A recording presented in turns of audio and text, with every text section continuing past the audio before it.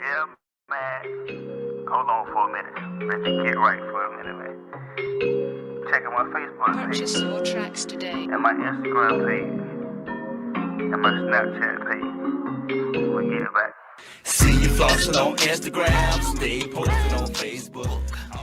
It's the I See What You're Doing podcast. I'm Mr. I See What You're Doing, and as always, I see what you're doing. And just when you thought it was safe to go outside, I'm outside.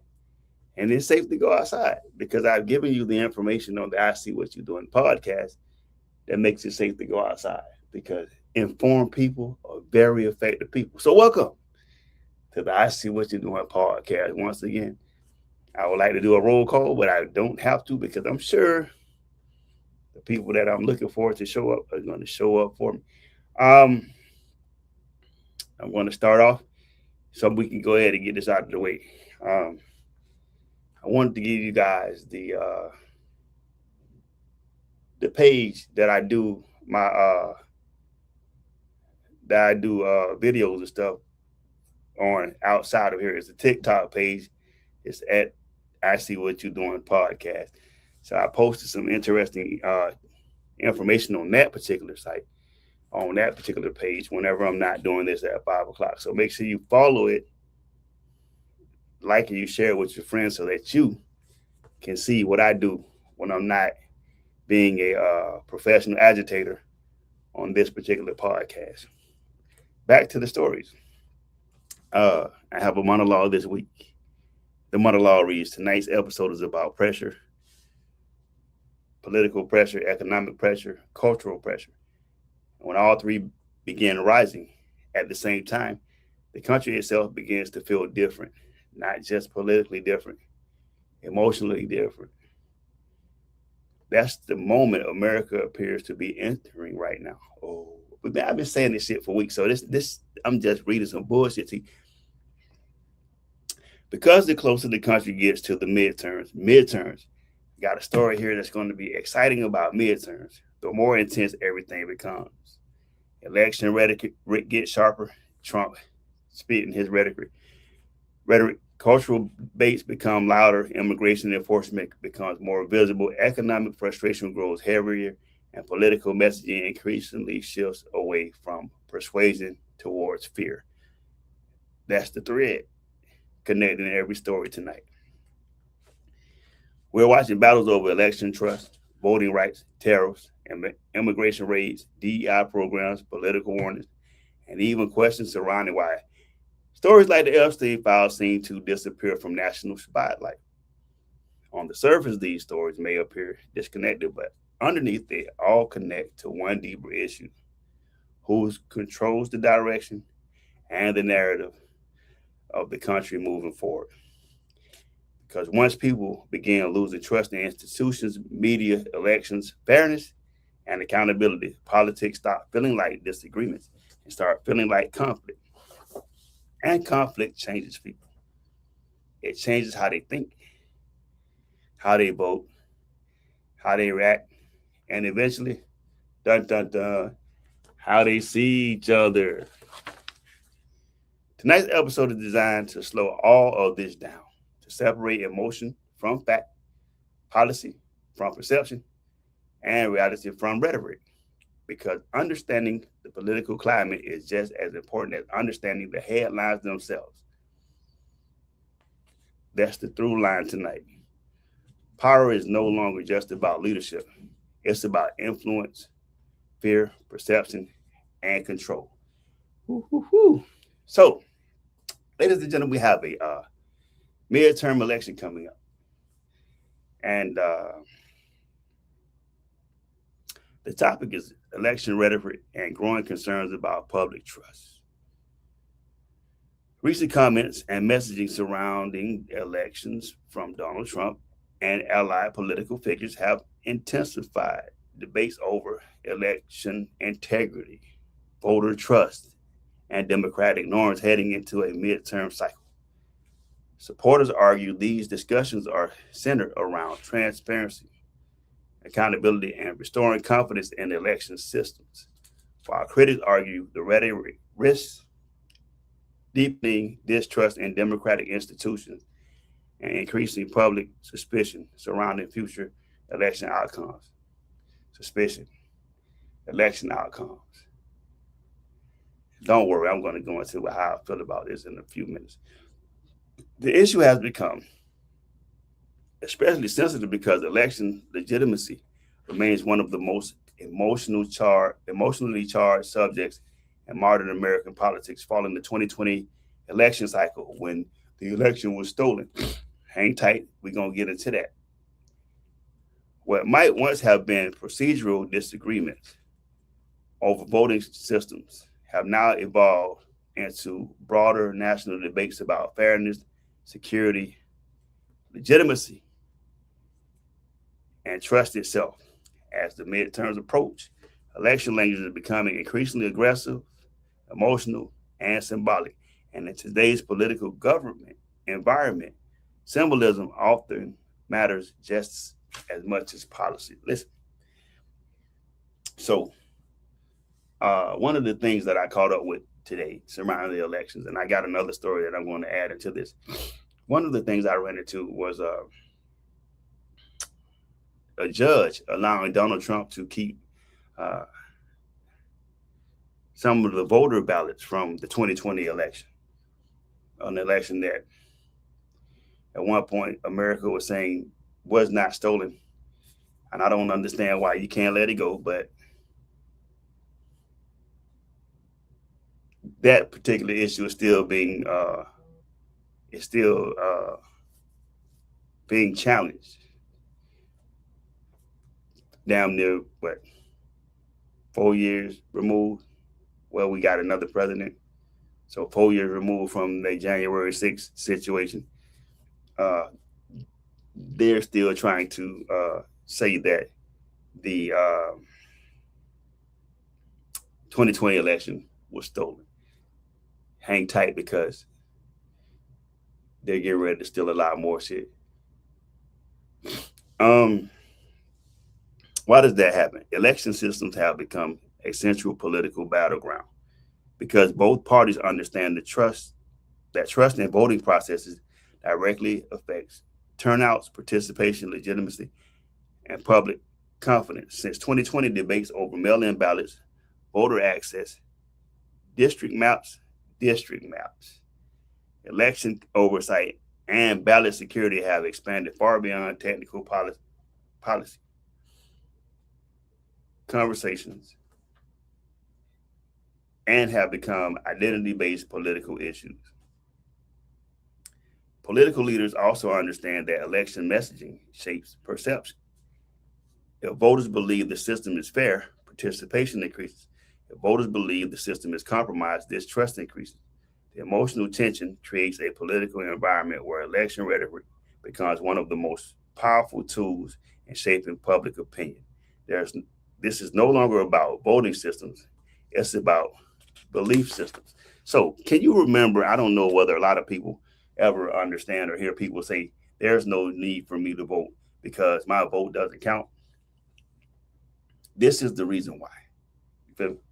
It's not because you don't want, your candidate didn't win. It's not because the voting system is flawed. I don't believe that.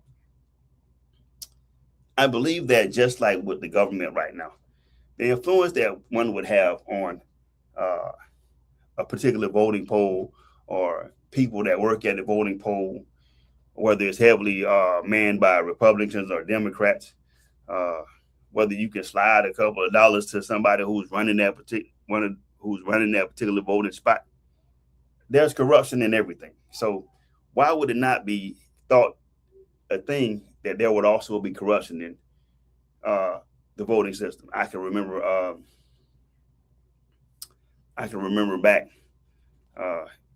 when there was a conversation about this same situation when Al Gore was thought to have won, and then what's the other guy's name? There was another president that came, a presidential candidate that came up, John Kerry.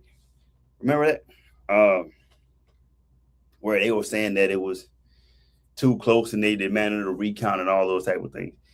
And then my man kind of just gracefully bowed out of the thing. You get what I'm saying? In those particular cases, those are the seeds that were planted that causes people to go, my vote not gonna count, so I might as well not vote anyway. You know. And then you have the insurrection thing where they stole the election. It's a revolution. That's what the young lady said in the video. Why are you storming the Capitol? It's a revolution. With voting rights, which there's an attack on voting rights right now. I'm not sure how that works. And redistricting, where most of the Republican governors now are reshaping congressional maps to totally eliminate the Democratic Party altogether, which is outrageous. I mean, and they are doing. There's an attack on Black congressional members and state and local government to totally erase those representatives out of the political process or the democratic process altogether. Public confidence in elections is one of the foundations of democracy itself. Once large portions of the population began questioning whether election outcomes are legitimate, political division deepens regardless of which side wins. And when legitimacy becomes disputed, the focus shifts away from governance and towards conflict over the system itself. At the same time, many Americans genuinely believe election oversight deserves stronger scrutiny and transparency. That creates a difficult national balance between protecting voters' access, maintaining public confidence, and ensuring election security. So the danger is that once distrust becomes normalized, every future election risks becoming emotionally contested before votes even are counted. So before that, they'll set you up and they'll tell you, oh, the election is going to be stolen anyway, so, or you don't even believe it, so you don't go vote, you sit at home, right? Raising concerns about election systems is necessary for transparency and accountability, right? But constant distrust rhetoric weakens confidence in the democratic institution and election outcomes, which means that rhetoric like the election was stolen, ballots came up missing, they were registering dead voters. Florida had a situation where they voted to allow felons to vote, and then they came back and they added some shit on the back end of it. And then we have a president who has 35 felonies. So, right. More of a concern is this: once the trust in elections begins eroding, every result becomes questioned. And when every result becomes questioned, the country starts arguing over policy and starts arguing over legitimacy itself, which means that our democratic process is being dismantled, whether we believe it or not. But on the grand scale, our democratic process is being dismantled. It's being broken down. Shit is being repealed. There was an attack on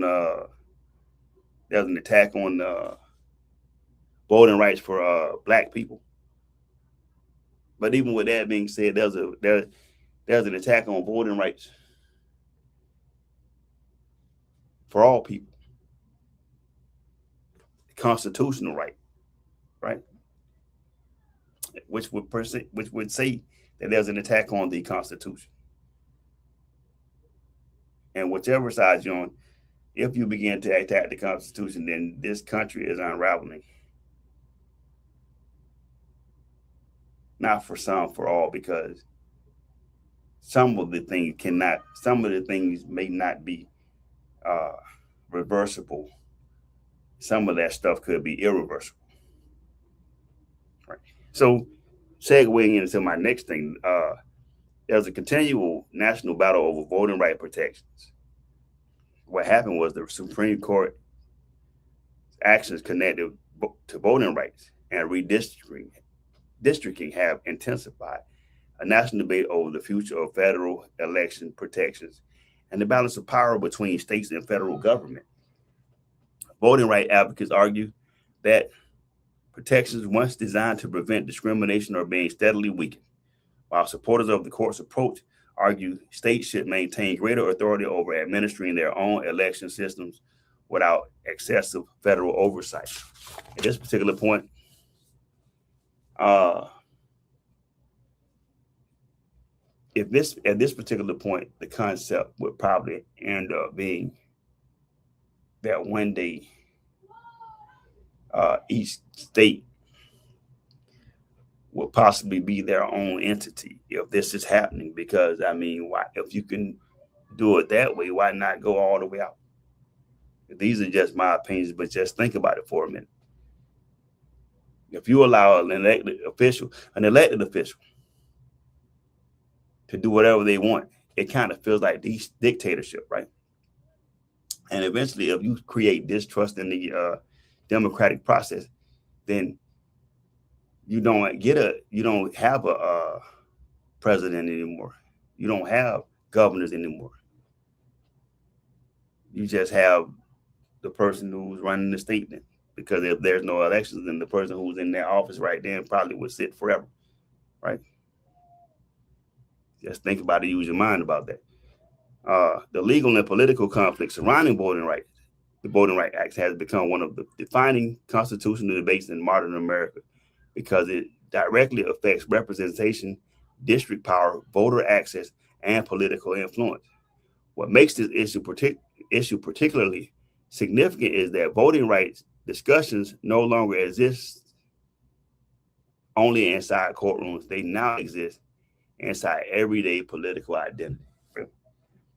So the problem that you have with that is that if you have a president that can influence a democratic process that goes as far as to say, we are going to affect or have an influence over midterm elections and the next presidential election by erasing Democratic seats in order that the House and the Congress can always be ran and controlled by Republicans is an outrageous idea. Because then there's no democratic process. But I've heard the analogy saying left wing, right wing, same bird. So the people that we consider that's fighting for us could be just giving us an illusion on what's really going on. The conflict reflects a larger constitutional struggle between federal authority and state level control. Supporters of strong federal protections argue national oversight remains necessary to prevent discriminatory barriers and unequal voting access, because you're really attacking the right for Black voters to be able to vote. Because before Woodrow Wilson signed in the law that there could not be any discrimination, this is what happens. They're attacking people with dogs, water hoses, and everything to keep people from voting. Opponents argue election administration belongs primarily to the state and that older federal oversight systems no longer reflect current realities. And they actually don't. They don't reflect the realities, because the reality is distorted. The reality is distorted. If you go back to me coming up and saying Black Wall Street and all of those particular things, you feel me? How the structure was set up. How separate but equal or independent and all of those things come to play. At this particular point, whether we decided or not, whether we decided not to determine what MAGA really meant, I now begin to come into light on what's being shined, what the light is being shined on. And I was concerned because I used to say back earlier in my podcast journey that Congress, Senate, regardless, none of them were for the American people. And I also said double time for people of color, right?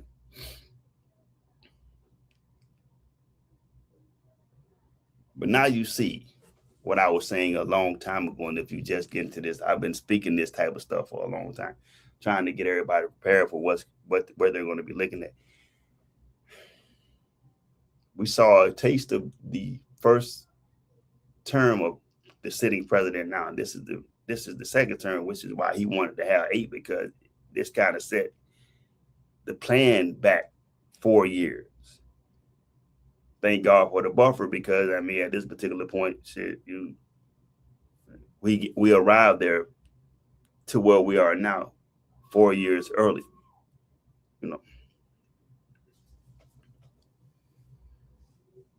At the same time, political demographics are shifting rapidly across the country. Population changes, migration patterns, and evolving voter coalitions have increased the stakes surrounding district maps, election procedures, and voting access. As a result, voting rules themselves have become politically strategic. The rules matter because the rules influence outcome. Why does that matter to you? Voting rights debates affect far more than elections. They affect public trust, political representation, and legitimacy of the institutions. Changes to election systems influence not only who votes, but also how fairly people believe the system operates. And perception does matter, because once people believe systems are unfair, emotional division tends to grow faster than political compromise. This is why voting rights battles feel larger than law. Too many Americans, they represent a battle over whose voice matters most, right? And if you attack this and you're doing it and you're repealing laws and legislation that was put in place to protect Black people's voting rights, then you're actually trying to take away the voice. But we live in a country where there is no racism, right? Of course not. That would be asinine. Right? I could go on and on about that particular situation, but I'm going to get through all 7 of these tonight. So let's just jump into the next one. Tariffs and refunds. I wanted to come and give y'all the tariffs and refunds because can you remember what Elon Musk and President Donald Trump stated about the tariffs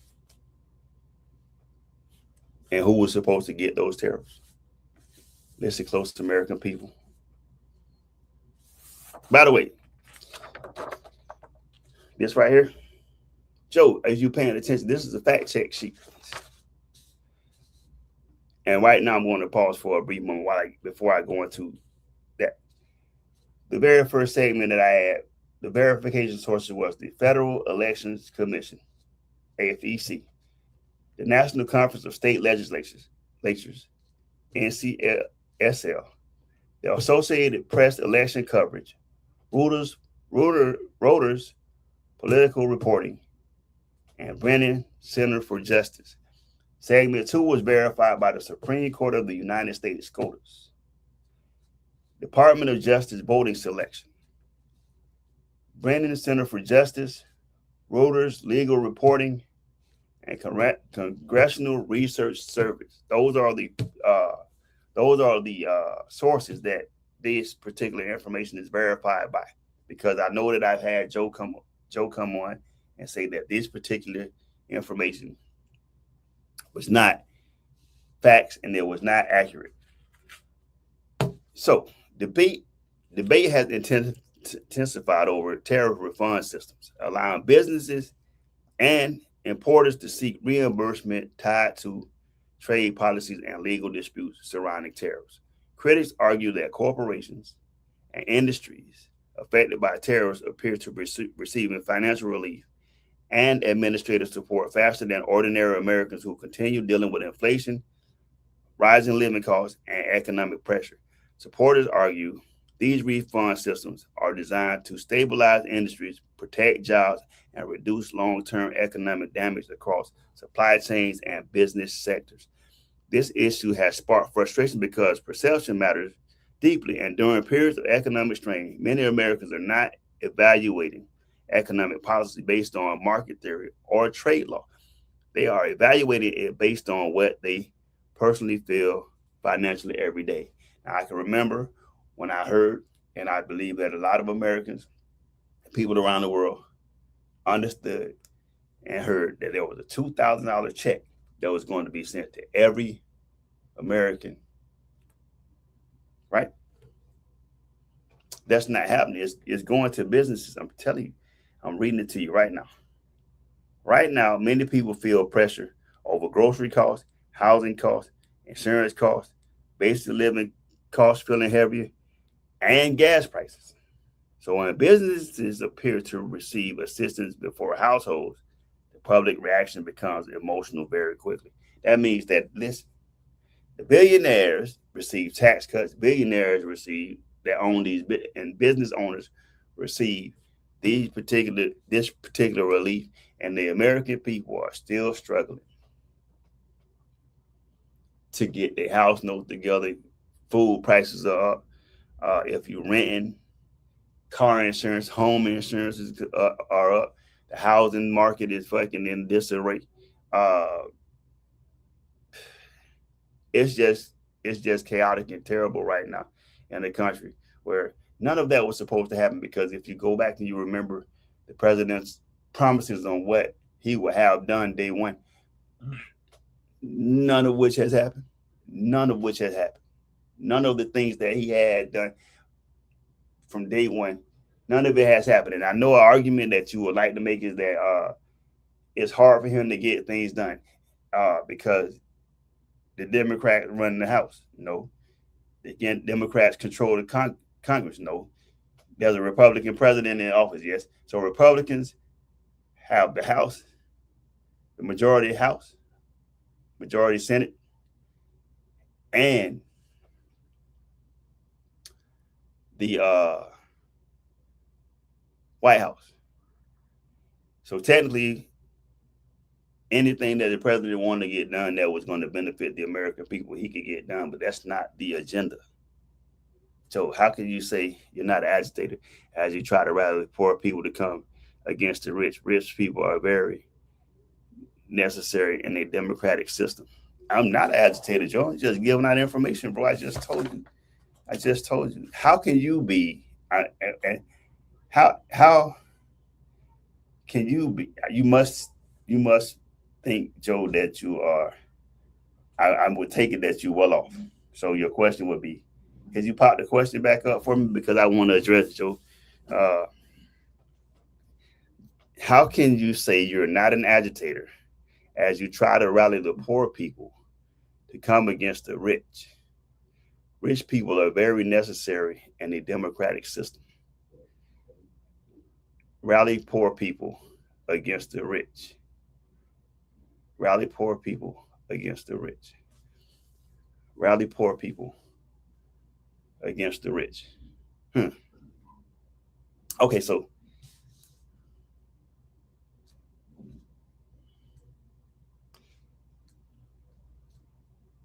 you okay with people being poor? So you okay with people being you okay with people suffering? I take it that none of your friends have any economic struggle right now, because I mean, shit, why else would that be, right? No one that's struggling economically that you care about, so that means that you probably don't have compassion for the American people. But I want to point something out to you, Joe. All Republicans are not rich, nor are all Democrats rich. I'm not trying to rally poor people against anyone, because I mean, That would be crazy. What I'm trying to point out is the promises that the president of the United States made concerning people, the American people. What has he fulfilled, Joe? Which one of those promises has he fulfilled? No, gas prices won't be high. Food won't be high. I can have gas down to $2 eventually. So, which one of those things, those presidential promises, because he wasn't going to go to war, he was going to end the Ukraine and Russian war on day one, and they still going to war. That war is still going on, whether you see it on TV or not. That war is still going on. Not that, but created another war.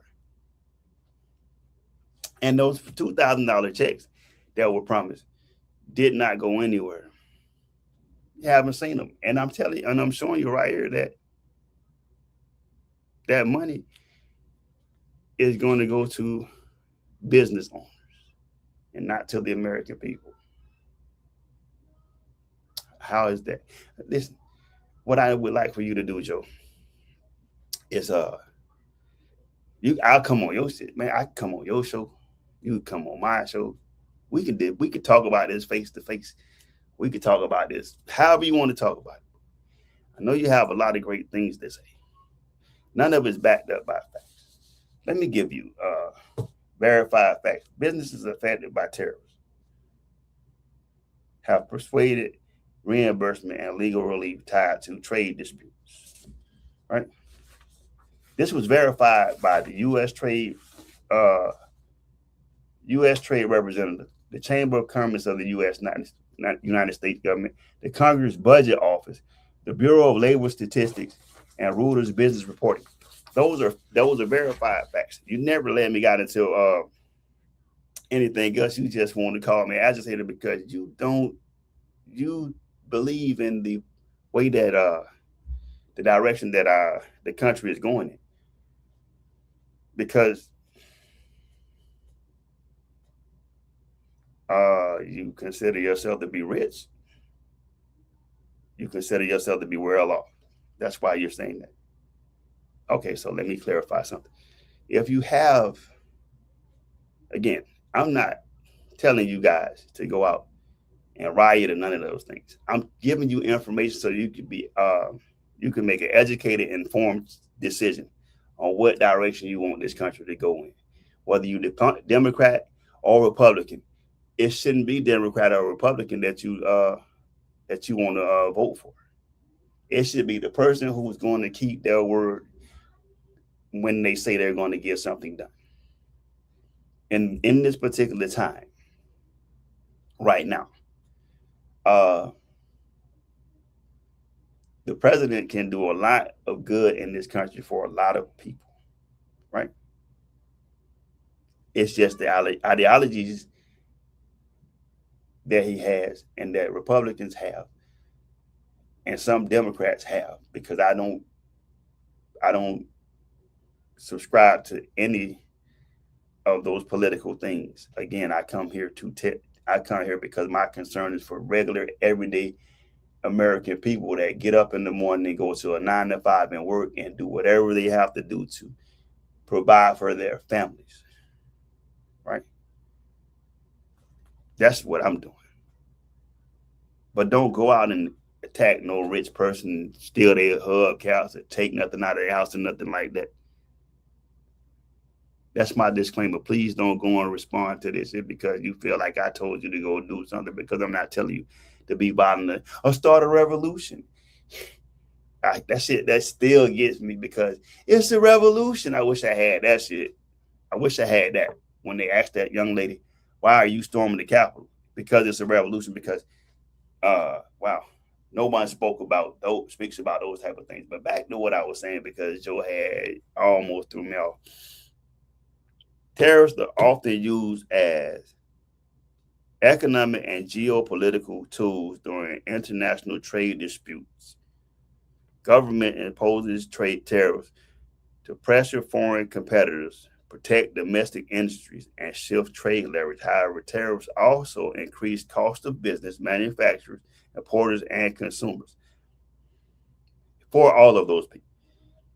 And those costs spread across supply chains, industries, and often seek legal relief or reimbursement when policies change or courts intervene. So I could not have had a big problem with this, only because the message that you gave out there first when, about these tariffs is not what's happening now. That's not what's happening now. That's not what's happening now. What's happening now is a renege on the promise that you were going to give some kind of relief to the American people, not to American businesses, to the American people. Not asking you to bail out Spirit Airlines because Spirit Airlines is gone, but we are saying that if you have gas prices up because you're in the conflict with Iran, if food prices up because you're putting tariffs on countries and imports and stuff like that, then you have to give the American people relief from that. It has to be something that's given to the American people to lessen or lighten the load that they're carrying, operating and living in a place where there's conflicts. And never before, even when there has been conflict, has the thing been how it is right now. Joe, come back to me, man, because I don't want you to just get away with that particular statement. But I'm going to move right along. So in a nutshell, those particular checks that you're looking for, if they come, they're going to be extremely delayed, right? But yeah, California ICE recently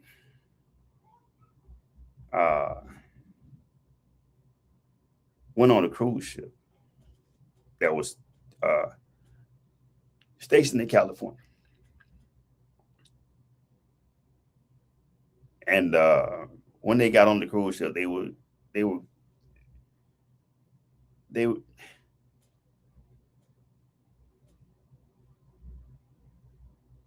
they detained some of the crew members as they were investigating immigration, doing the immigration investigation.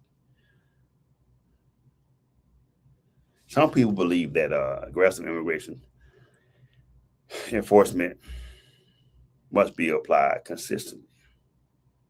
But we know we have problems with ICE in the way that they conduct business. And if you've been on a cruise ship, you know these people, some of these people have work visas and stuff that come to this country. You can tell that by the nameplate that they have on their shirts. I wouldn't think that a cruise ship would allow someone to work illegally, especially when it's a U.S. based cruise company. But who am I, right? I'm from what Joe said. I'm an agitator. I don't believe that shit right there. But it's not what you call; it's what you answer to. So, what made this story especially powerful is not just the enforcement itself, but the imagery that surrounds. Cruise ships are normally associated with vacations, tourism, and escape. Seeing immigration enforcement connected to that environment created a symbolic moment that spread rapidly online and across political media. And symbolism matters in modern politics. Because once a story becomes symbolic, it stops being viewed as one isolated event and starts representing a larger national conflict.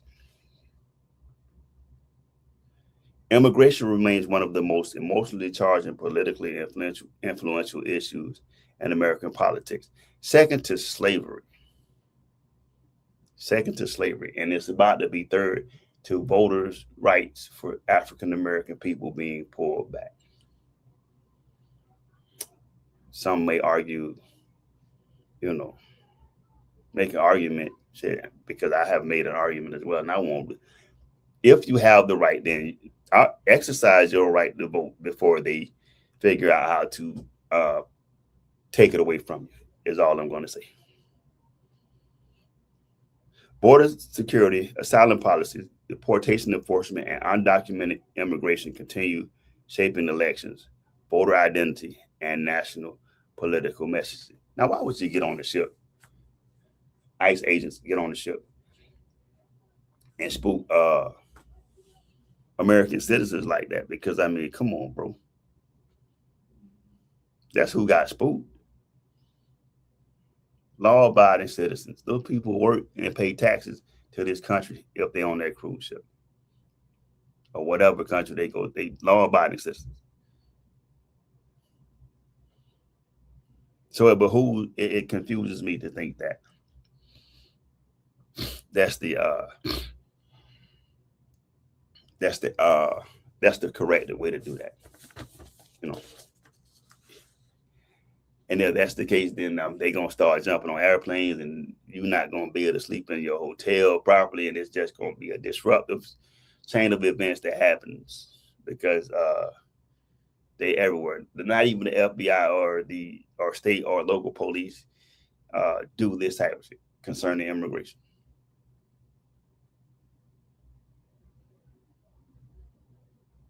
You created a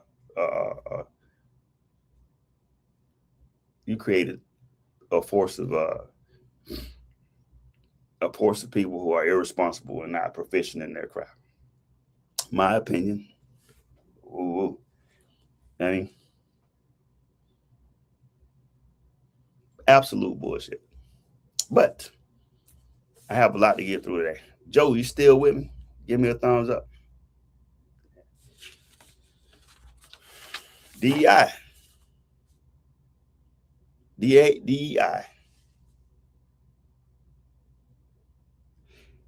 And the cultural war over fairness.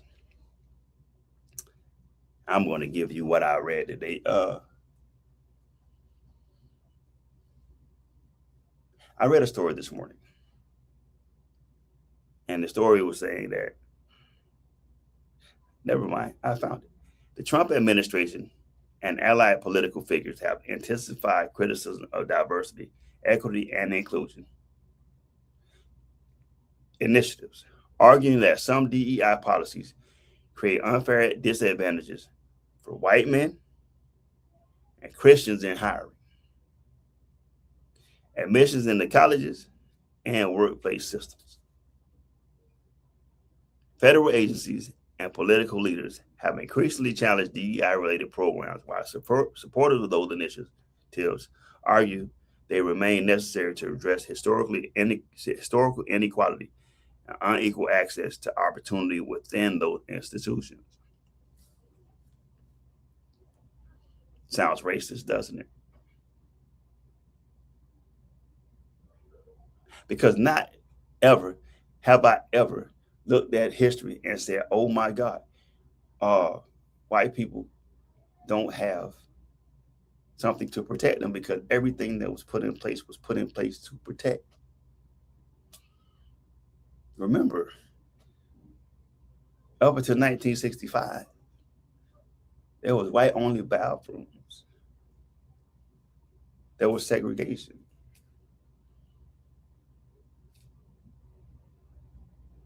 And those particular policies that were put in place so that African American people of color, immigrants, and all those people have a chance to create a better life for themselves were put in place.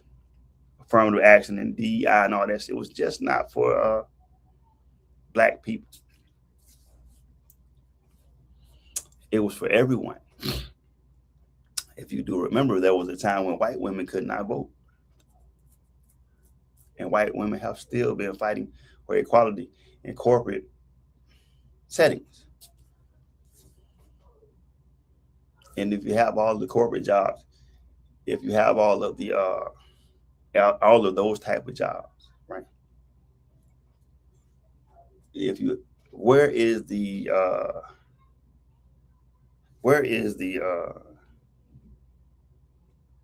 disadvantage for white men? I'm gonna need you to chime in right now, Joe, because I know you're watching. This is your opportunity to let your voice be heard again. Do you really believe that white men are at a disadvantage? Or was that a disadvantage because of DEI? And then they said Christians. And I normally don't get into political. I don't try to mix church and state, but let me just see if I could do this the right way.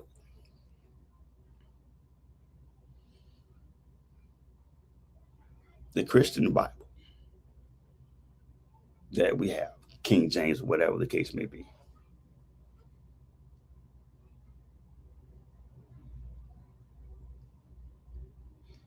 was presented to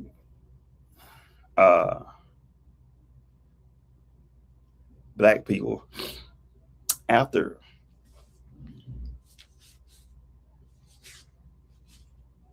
we were allowed to learn how to read and things like that. So I would think that a person who was allowed to read prior would be more proficient at the Bible, but it causes confusion because the Bible states that God is a loving God.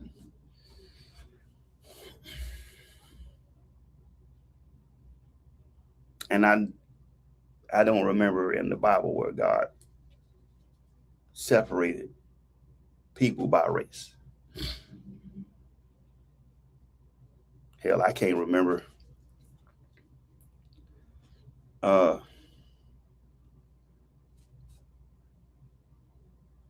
any of the racial rhetoric or the racial discrimination that goes on in this country being connected to Christianity at all, per the Bible. Yet, a disadvantage to Christians, which would mean somewhere in Christianity, only white people are considered to be Christians.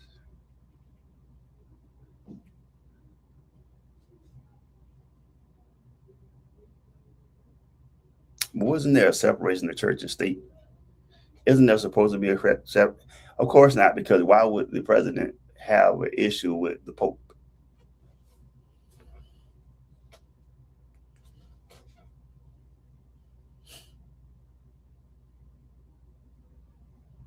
And maybe somebody has lied. Or maybe there's a couple of different versions of Christianity. Maybe there's a version of Satanism that's being presented as Christianity. Because the Bible said, love thy neighbor as you love yourself. I'm ad-libbing that. Maybe that's not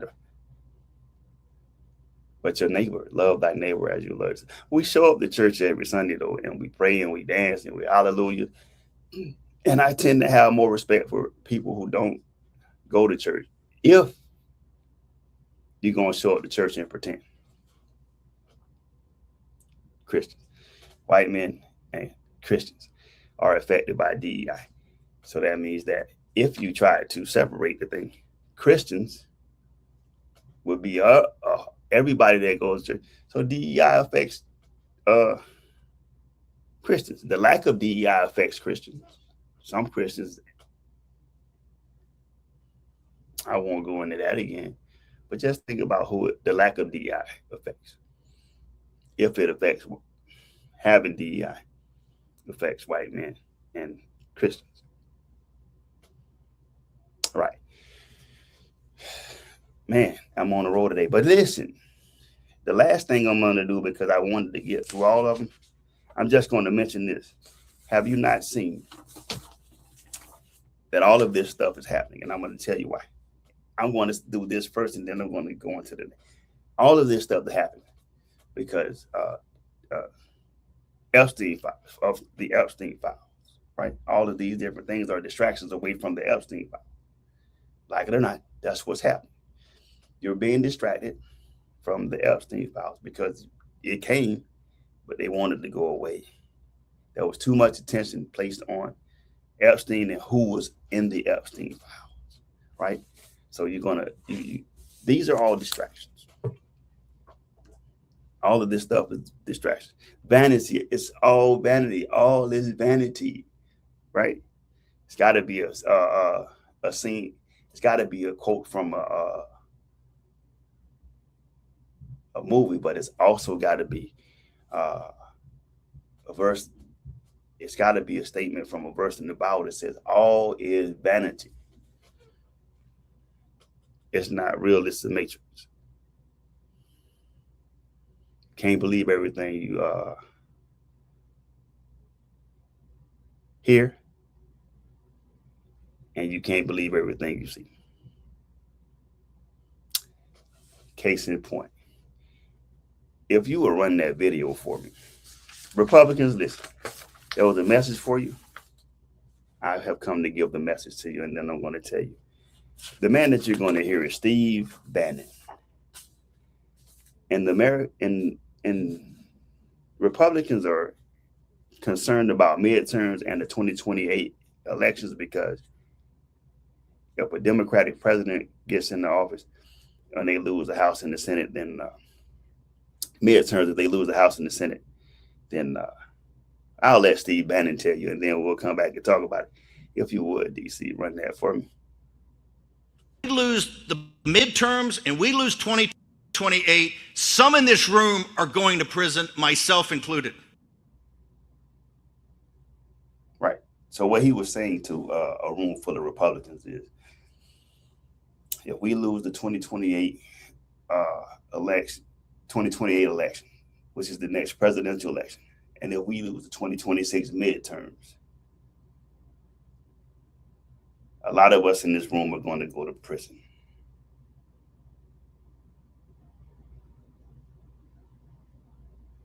And the reason why is because it was babies, it was children, there were kids, it was rape, sodomy, pedophilia, all the things that they locked R. Kelly and Sean P. Diddy Combs up for. The pot was called in the kettle black. The fear is that we have to find a way to manipulate midterms so that the Republicans that are in office now, that consider themselves protected by the law, and Democrats, if your name on that list, shit, get in line.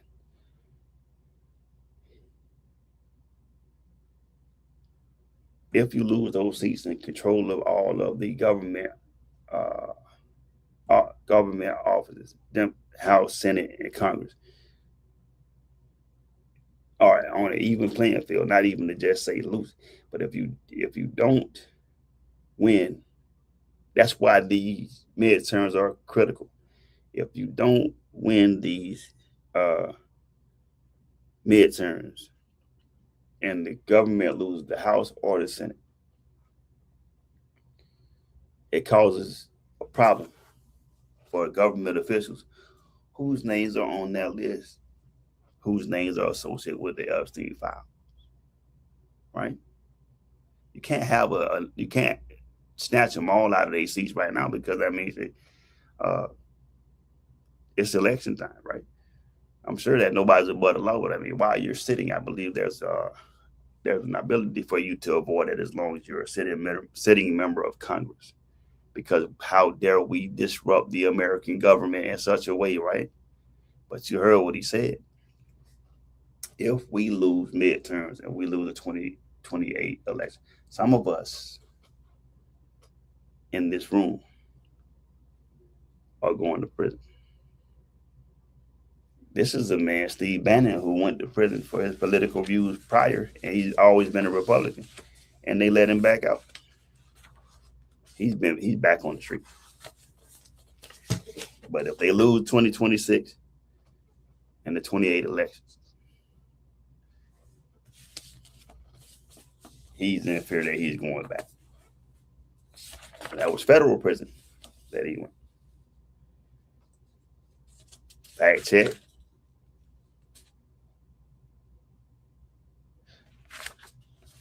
Reuters political reporting, CNN political coverage, Fox News political coverage, Pew Research, and the Brookings Institution. Fact checked on that. I really don't know what else to say to you guys. I hope you enjoyed it. I'm going to give you my closing monologue.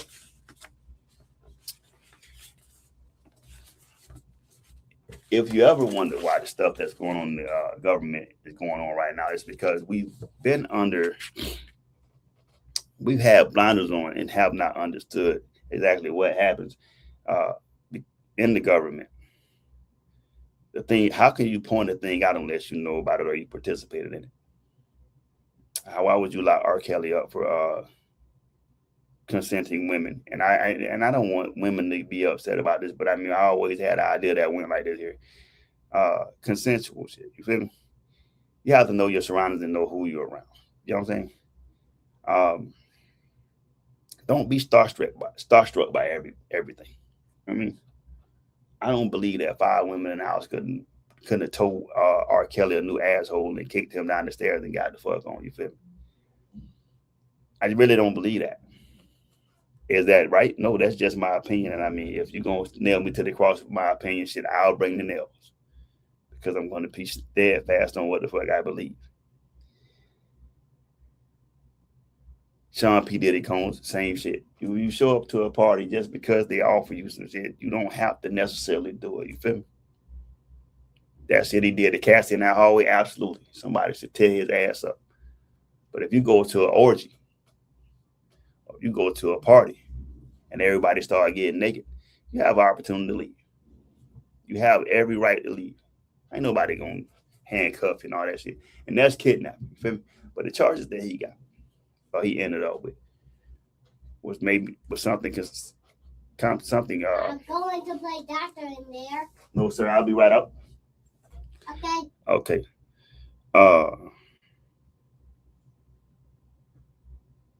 It's something like the Mann Act, transporting the mind across state lines. So, the closer America gets to major elections, the louder everything becomes. The rhetoric gets sharper, the fears get stronger, the division gets deeper, and that's because elections are no longer being presented as ordinary political disagreements. They're being presented as battles for survival, battles for freedom, battles for control, battles for the future of the country itself. And when political reaches the emotional level, people stop listening carefully and start reacting emotionally. That's the real danger, because once fear replaces understanding, division grows faster than truth. And once trust disappears, everything else becomes harder to hold together. Institutions, elections, media, leadership, even communities themselves.